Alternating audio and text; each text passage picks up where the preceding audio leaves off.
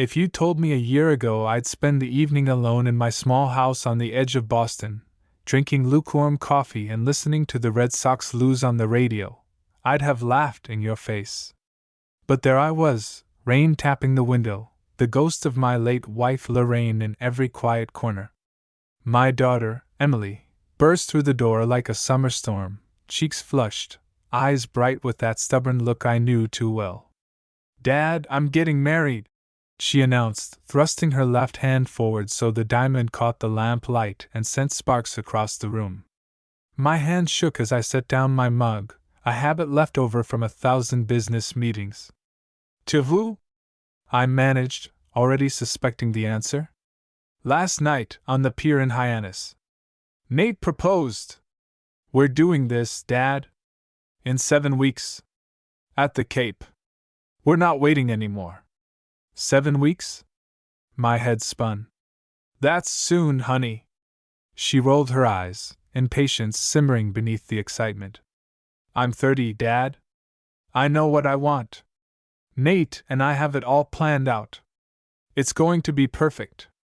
We want something elegant, big, with everyone there, just like you and Mom had." I forced a smile, remembering Lorraine's laugh echoing across Cape Cod dunes decades ago. I could still picture her in her sundress, sand between her toes, planning our future on the back of a napkin at that tiny clam shack. "What do you need from me, Em?" Her answer came without hesitation. "We want you to help pay for it. Like you promised Mom you would. The Pelham house, right on the beach. Nate's friend is giving us a deal, but it's still going to run about 60 grand, all in. Flowers, band, catering, the works. I know it's a lot, Dad, but it's my wedding. My only wedding." I stared at her, trying to see the little girl who'd once built sandcastles at my feet. Instead, I saw a determined woman ready to leap into the unknown. I thought of Lorraine, always the peacemaker, and what she'd want me to do. "Of course, honey. We'll make it happen." The words came out before I could stop them, heavy with the knowledge of everything I didn't say, that I barely knew Nate, that I worried she was rushing, that weddings built on quicksand rarely stood the test of time. But what could I do? She hugged me, all relief and gratitude, and I pretended my heart wasn't breaking. Later that night, the silence in my living room felt different. Heavy. I poured myself a bourbon, sat down, and tried to remember what it was like to have Lorraine beside me when big decisions needed making. I pulled out the old photo album she'd kept so meticulously, flipping through snapshots of Emily through the years. Toothy grins at Fenway, birthday candles blown out on the porch, her first day at Boston University, my arm around her shoulders. When had she grown up? When had I become just a checkbook and a signature at the bottom of her plans? My phone buzzed. Emily again. "Nate says dinner tomorrow, 7 at the Sail Loft. He wants to talk business with you. He admires what you built, Dad. Maybe you can give him some advice." I typed out a quick reply, agreeing, already dreading the conversation. Something about Nate always set my teeth on edge, his talk of startups and angel investors, his expensive taste and easy charm. But I had to try. For Emily, for Lorraine's memory, for my own peace of mind. I spent the night rehearsing questions, my old negotiating instincts kicking in. What did Nate really do? How did he plan to provide for my daughter? Why did every story he told sound just a little too good to be true? By the time I crawled into bed, the Boston skyline blinking in the distance, I'd made up my mind. I'd give Nate a fair shot. I'd give Emily her dream wedding. But if I found anything rotten beneath all the glitz, I wouldn't stand by and watch my only daughter walk into a storm. Little did I know just how quickly that storm would come. Dinner at the Sail Loft was everything I expected and nothing I wanted. The place buzzed with after-work energy, suits at the bar, tourists marveling at the harbor view, young couples lost in each other. Nate was already there when I arrived, spinning a story to the waitress and flashing that grin that always seemed a little too eager. Emily squeezed my hand. "Thanks for coming, Dad." Nate's really excited. He stood up to shake my hand, firm grip, steady eye contact the whole performance. Mr. Brooks, honored to finally sit down together. Emily tells me you're the sharpest businessman in Boston. He smiled, but it was all teeth. I gave him my best poker face. I've been around a while, Nate. Seen a few things. He launched into his pitch before we'd even ordered, some kind of tech startup based out of Cambridge. Revolutionizing urban transportation. Buzzwords flew. Seed round, market disruption, scalability. I listened, nodding occasionally, but the more he talked, the less substance I heard. I asked the questions no one else ever seemed to. So what's your revenue? Who's investing? What happens if the market changes? He danced around the answers, pivoting to charm, laughing off hard numbers. Emily looked anxious, eyes darting between us, twisting her napkin under the table. Nate noticed too, squeezing her hand. Your dad just wants to make sure I can take care of you, Em. I get it. That's what any good father would do. His tone was right, but I didn't buy it. He talked about the wedding, dropping hints about the pressure he felt. It's a big number, but your support means the world, Mr. Brooks. Not everyone's lucky enough to have a father-in-law who believes in their dreams. I grunted, swirling my club soda. Dreams are good. Paying your bills is better. He laughed, but it was hollow. The conversation drifted back to wedding details, and I found myself zoning out. Flowers, appetizers, cake flavors. My mind wandered to Lorraine, to the way she'd read people in seconds. That boy's selling something, she would have whispered in my ear. When dinner ended, Nate picked up the check with a flourish. Tonight's on me, Mr. Brooks. Least I can do for my favorite future father-in-law. I noticed he paid with a flashy black credit card, one I suspected belonged to someone else. Emily hugged me in the parking lot, whispering, "Thank you, Dad, for trying." I squeezed her tight, heart aching with the knowledge that the world could be so much harsher than she realized. Always, kiddo. But if you ever need out, you call me first. No matter what. That night, the city lights flickered against my window as I scrolled through Nate's social media, searching for clues.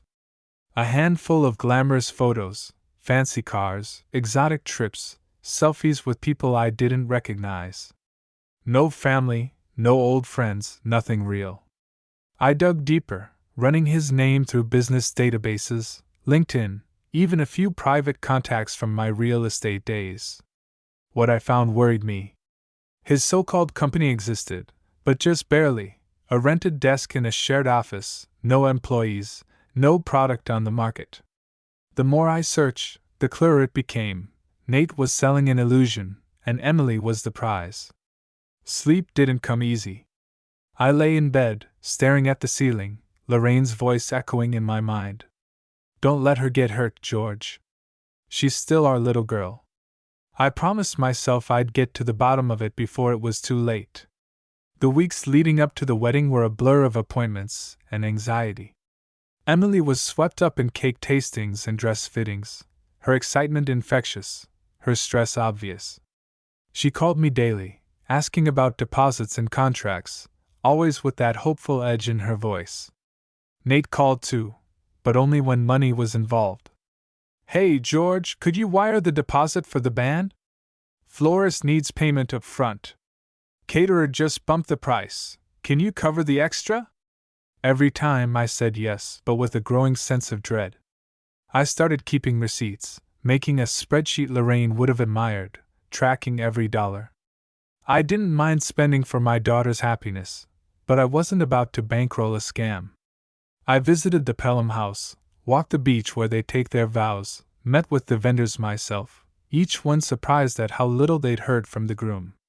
One afternoon, I stopped by Nate's so-called office. It was emptier than a Sunday church.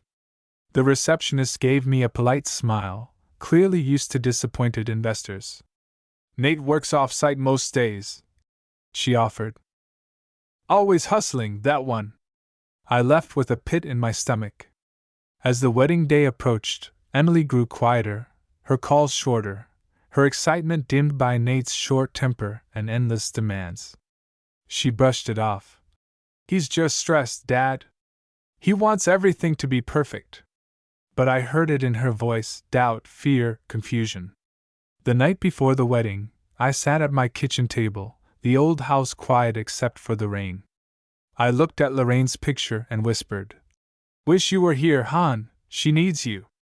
I fell asleep with the lights on, knowing that the next day might change everything, not just for Emily, but for all of us. I woke up early on the morning of Emily's wedding, a cold wind rattling the window panes. Cape Cod was shrouded in fog, the kind of mist that made the world feel smaller and secrets easier to hide. I brewed strong coffee and tried to steady my nerves, running through my mental checklist: rings, suit, speech, and tucked away in my pocket, a small envelope I'd hoped I wouldn't need. The Pelham house buzzed with energy when I arrived. Staff hurried through the hallways, florists arranged peonies and blue hydrangeas, and a quartet rehearsed softly in the corner. Emily was a whirlwind of silk and nerves, surrounded by bridesmaids, her laughter bright but brittle. She clung to me for a moment. "Dad, can you believe it's really happening?" I smiled, brushing a stray curl from her cheek. "Of course I can, sweetheart. You're the most beautiful bride Cape Cod's ever seen." I didn't mention the worry gnawing at my insides or the restless night I'd spent trying to decide if I should say something, do something, anything, to stop her from making what might be the biggest mistake of her life. The ceremony itself was a vision out of a magazine. The ocean was a wall of silver behind them as Emily and Nate exchanged vows, her voice steady, his a little too polished. The guests applauded, the band played, and champagne flowed like water. If only happiness could be poured and refilled so easily. At the reception, the party shifted to high gear. Nate strutted around the dance floor, basking in attention. He slapped backs, winked at the photographer, and took every opportunity to mention his upcoming IPO. Emily glowed for a while, swept along in the current, but I caught her several times off to the side, watching Nate with a troubled frown. Dinner was a blur of toasts, laughter, and too many reminders of Lorraine's absence. I sat through Nate's best man speech, full of inside jokes and thinly veiled references to big plans. As the night wore on, I tried to convince myself I was overreacting, that maybe my old man's instincts were just running wild. But every time I looked at Nate, I saw masks slipping. I made the rounds, checking on vendors, making sure tips were handed out and bills were settled.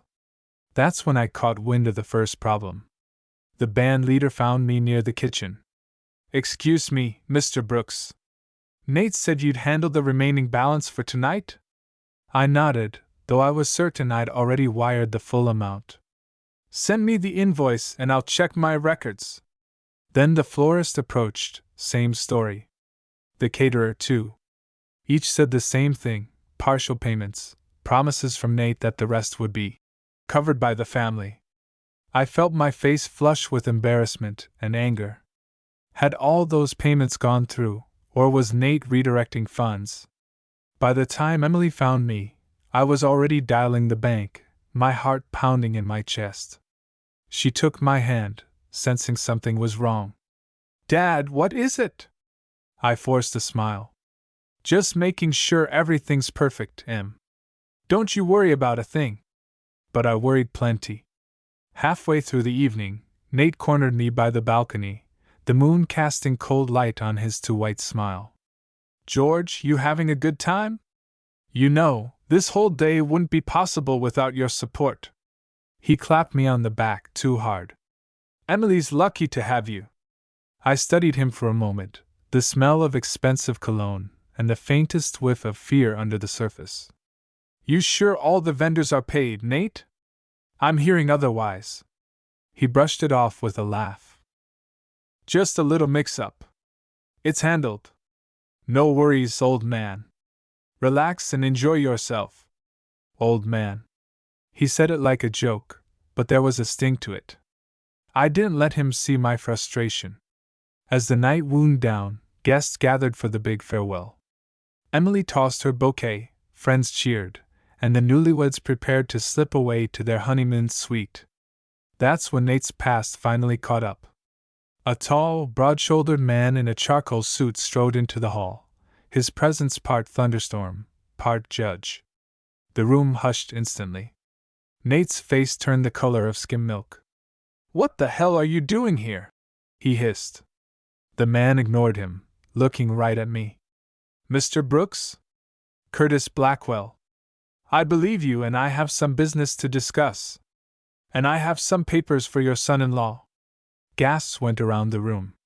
Nate tried to bolt, but Curtis intercepted him, pressing a thick envelope into his hand. "You've been served, Mr. Simmons. Fraud. Embezzlement. Wire fraud. The list goes on." Emily stood frozen, her bouquet forgotten on the floor. "Nate! What is he talking about?" Nate tried to laugh it off, but his bravado was gone. He fumbled for words, hands shaking as he scanned the legal documents. Curtis turned to me, his tone gentler. "Mr. Brooks, you have my thanks for making it possible to track him down. We've been looking for Mr. Simmons for almost 2 years. The entire reception was silent, eyes locked on Nate as his world unraveled in front of everyone he tried to impress. For a second, I almost pitied him. Almost. Emily's pain was all that mattered now. I went to her, put my arm around her shoulders, and led her away from the mess Nate had created. "We'll get through this, Em. I promise. No matter what." Behind us, the perfect wedding became a crime scene, phone cameras raised, whispers flying, a fairy tale ending in disaster. And in that moment I knew, sometimes a father's love means stepping in, even if it means everything falls apart. The drive home from the Cape felt longer than it had in years. Emily was silent beside me, still in her wedding dress, her phone buzzing with messages she refused to answer. I kept glancing at her in the rearview mirror, the way she stared out the window, shoulders squared but trembling, the bouquet wilted in her lap. The car filled with the scent of salt and peonies, but it felt like we were leaving a funeral, not a wedding. Back at the house, I made tea the way Lorraine used to, letting the ritual slow my racing thoughts. Emily sat at the kitchen table, still dazed, swirling a spoon through her mug without drinking. Finally, she spoke, her voice hoarse. "Dad, how much of that did you know? Did you know what Nate was?" I set my cup down, the clink louder than I intended. "I suspected, Em. I didn't want to believe it, not at first. But the signs were all there. The money, the stories that didn't add up, the way he treated people. I tried to dig, but he was slippery." She nodded slowly, tears in her eyes but not falling yet. "I feel so stupid." "Don't you dare," I said softly. "You loved him. That's not stupid. The world's full of people who know how to spot a good heart and take advantage. You learned a hard lesson, but you're not alone." Emily finally looked up, and I saw Lorraine's steel in her eyes, the same stubbornness that had carried our family through tougher times than this. "What do we do now?" "We get through it," I said. "First, we call every vendor and cancel every outstanding payment. Whatever isn't delivered, we don't pay for. Whatever is, we negotiate. Curtis will handle the legal mess with Nate, he said so himself." We spent the next morning making calls: florist, caterer, band, photographer, hotel. Some were sympathetic, some were just business. I kept records of every conversation, every canceled payment. By lunchtime, the stack of bills had shrunk, but so had Emily's savings. The wedding was supposed to be the start of her new life, and instead she was sorting out the damage left behind by a man she thought she knew. The doorbell rang as I finished my sandwich. I opened the door to find Curtis Blackwell standing there, briefcase in hand. He offered a firm handshake, his expression all business but with a hint of kindness. "Mr. Brooks, Emily," he greeted us both. "I thought you'd like an update. The authorities have Nate in custody. He'll face trial for multiple counts: wire fraud, embezzlement, identity theft. Your cooperation made a difference, George. Thank you. Emily's voice was small. Will we ever see him again? Curtis hesitated. It's unlikely. He'll be tied up in legal battles for years. But if you're worried about your own liability, rest easy. You were victims, not accomplices. He handed me a folder. These are documents for the bank, the vendors, anyone who needs proof that Nate committed fraud. If anyone tries to collect, send them to my office. I thanked him, relief washing through me, though it did little to erase the ache I saw in Emily's face. After Curtis left, Emily finally allowed herself to cry, deep sobs that racked her entire body. I sat beside her, just as I had after her first skin knee, just as Lorraine would have, holding her until the storm passed. She eventually fell asleep on the couch, and I covered her with the old Red Sox blanket, hoping it might bring her some small comfort. That evening, I sat alone in my office, organizing receipts, cancellation notices, and Curtis's paperwork into neat folders. It wasn't until the sun slipped below the horizon that I allowed myself to feel the anger I'd been swallowing all week. Anger at Nate for what he'd done. Anger at myself for not seeing it sooner. Anger at a world where people like him could drift from city to city, leaving broken hearts and empty bank accounts in their wake. But most of all, I felt gratitude, for Curtis's help, for the friends and family who'd already reached out, for the strength I saw in Emily. She would recover. We both would. We were Brookses, after all. We didn't quit just because the wind turned against us. The next morning, Emily was up before me, dressed in jeans and one of Lorraine's old sweaters. She made breakfast, real breakfast, eggs and pancakes and coffee strong enough to put hair on your chest. She set a plate in front of me and managed a shaky smile. No more pity parties, Dad. If Nate thought he could ruin my life, he clearly never met a Brooks. I laughed for the first time in days, genuine and warm. That's my girl. We spent the day cleaning up, returning gifts, writing thank you notes to the few vendors who'd shown kindness, and ignoring the rest. Emily called her job and asked for her old hours back. By afternoon, she was making lists, setting goals, talking about the future. That night, as I stood on the porch, the spring air smelled like rain and hope. I looked up at the stars and spoke to Lorraine. We did it, hon. We kept her safe, even if she'll never know how much it cost.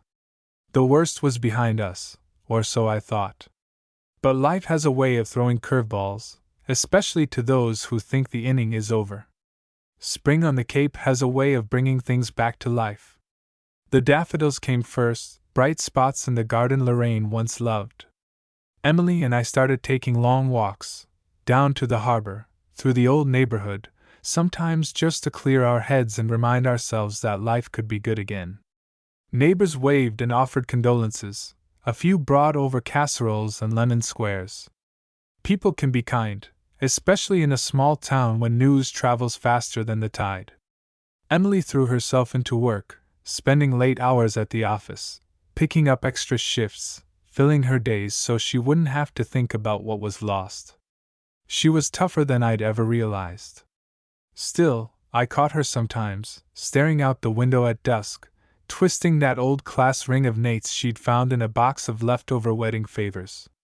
She never said his name, but I knew what haunted her. I tried to keep my own routine. Mornings with the paper and too much coffee, afternoons fixing things around the house that didn't really need fixing. Evenings, I'd watch the Red Sox or reread Lorraine's favorite books, her handwritten notes in the margins of comfort when the world felt unsteady. I wanted to protect Emily, but you can't shield someone from their own heartache. All you can do is stand by and let them heal in their own time. One Saturday, I found Emily at the kitchen table with a stack of envelopes and a notebook. She'd made a list of everyone owed money for the wedding, vendors, friends who'd helped, a couple of relatives who'd flown in early and spent too much on hotels. She was determined to pay everyone back, even if it took years. You don't have to do this all alone, Em, I said, taking a seat across from her. She shook her head. I know you'd help, Dad, but this is my mess. I can fix it. Her voice was strong, no trace of self-pity. I admired her grit. Still, I offered to help her write the letters, tracking down addresses, digging through emails. One by one, we marked off names, and each check sent felt like closing the door a little more firmly on the past. Late that afternoon, the phone rang. It was Curtis Blackwell. He spoke quietly, but there was pride in his voice. Nate Simmons took a plea deal this morning. He'll be serving time and making restitution to his victims, including you and Emily. I thanked him, not sure whether to feel relief or something darker. Justice was done, but it wouldn't erase the pain or the lost trust. Emily just nodded when I told her, silent for a long time before she said, He doesn't get to live rent-free in my head anymore. With legal matters winding down, I found myself reflecting on what it meant to be a father. You spend decades trying to make sure your children never have to face the storms you did, only to realize you can't stop the wind from blowing. You can only teach them to build strong shelters, and to keep their doors open for when they need to come home. As the weeks passed, Emily began to emerge from her shell. She joined a book club at the library, started volunteering at a community garden. One Friday night, she brought home a dog, a scruffy mutt named Gus, who stole our hearts before he even finished his first bowl of kibble. Watching Emily laugh as Gus tore through the backyard, chasing a tennis ball, was the first time I truly believed she'd be all right. The world kept spinning. Bills got paid, routines returned, and slowly the house filled with new memories. Emily's friends came over for Sunday dinners, laughter filling the kitchen where sorrow once hung heavy. Sometimes, late at night, I'd hear her talking quietly on the phone, her voice lighter, more hopeful than I'd heard in months. One rainy evening, after we'd cleaned up from dinner, Emily sat across from me, Gus curled at her feet. Do you ever regret how you handled everything, Dad? Canceling the payments, helping Curtis track Nate down. I considered her question carefully. I regret the pain it caused you, Em. But I don't regret standing up for you, even when you didn't want me to. She nodded, reaching across the table for my hand. Thanks for not giving up on me. There was nothing more to say. Sometimes love looks like sacrifice, sometimes like tough decisions, sometimes just like being there, quiet, steady, and ready when you're needed most. Before bed, I found myself outside on the porch, watching the rain. I thought about Lorraine, about all the storms we'd weathered together, and the strength she'd passed down to our daughter. We did all right, hon, I whispered to the night. She's gonna be just fine. But life, as I've learned, doesn't end with the first sign of healing.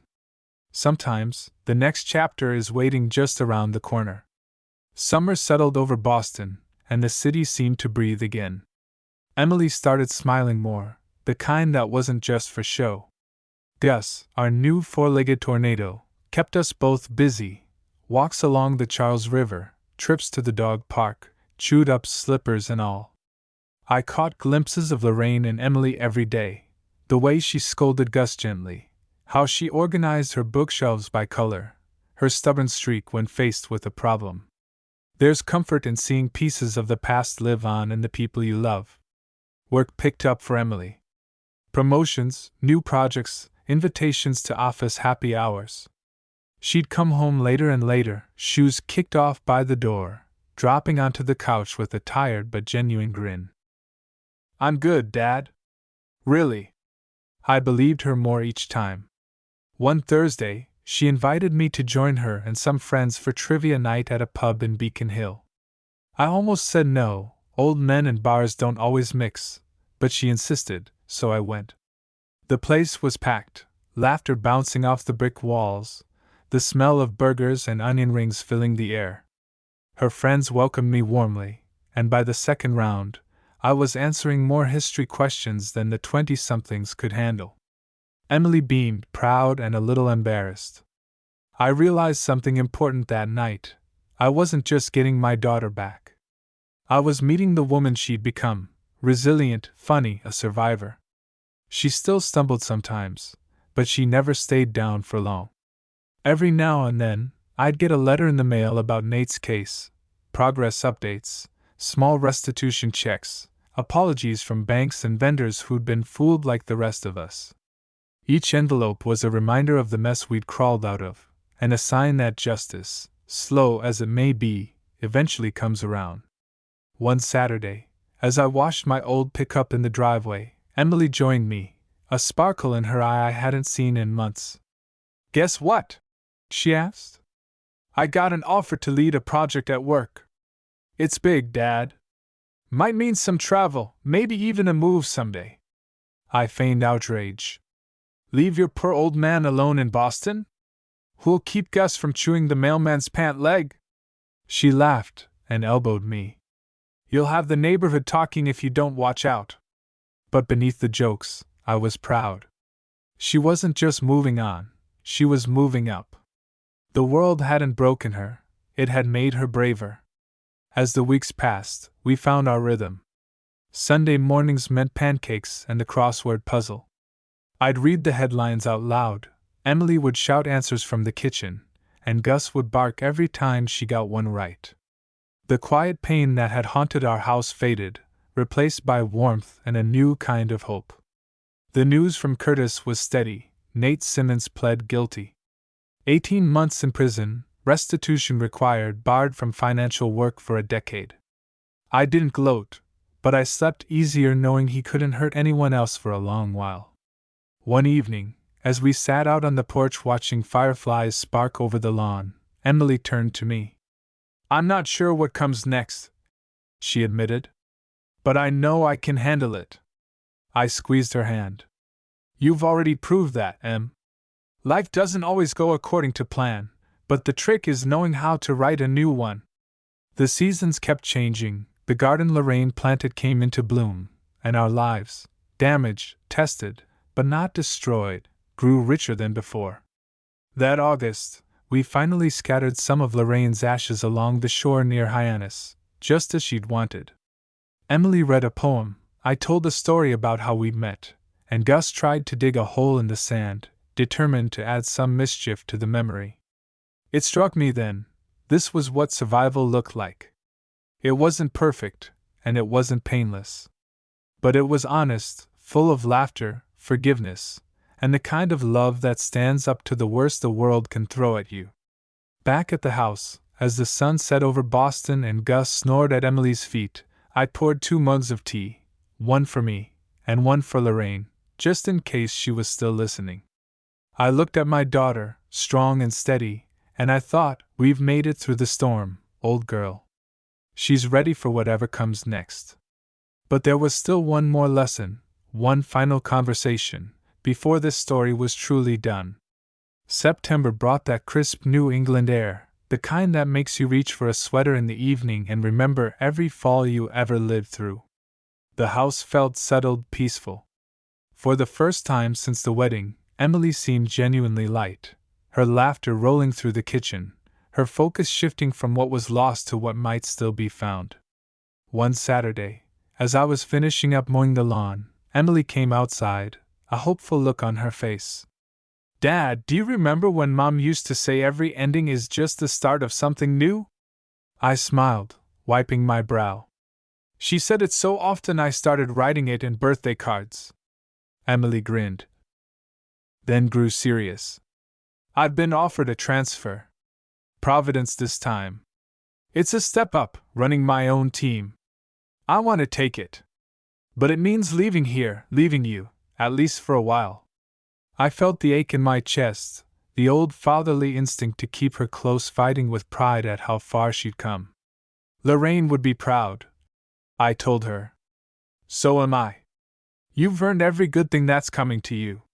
She hugged me hard. "You'll come visit, right? You and Gus both."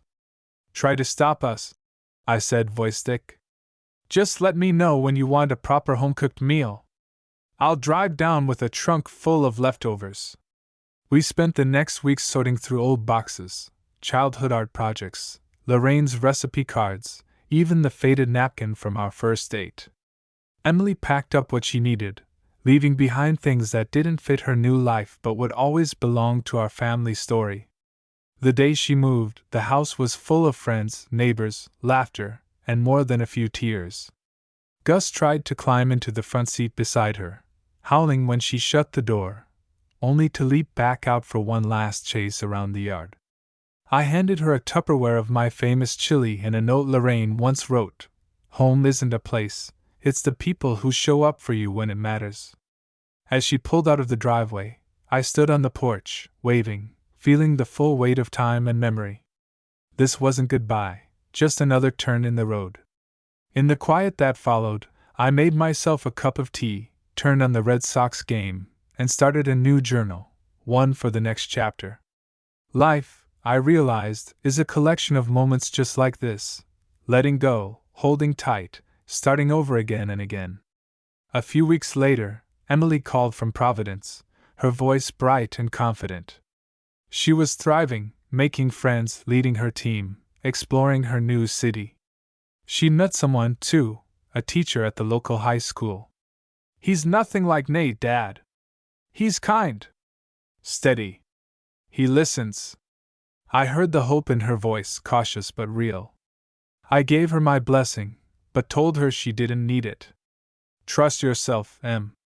You've learned more than most do in a lifetime." That Thanksgiving, she drove back with Gus in the passenger seat and her new friend, Michael, in tow. The house was noisy again, filled with warmth and stories, the kind Lorraine used to tell.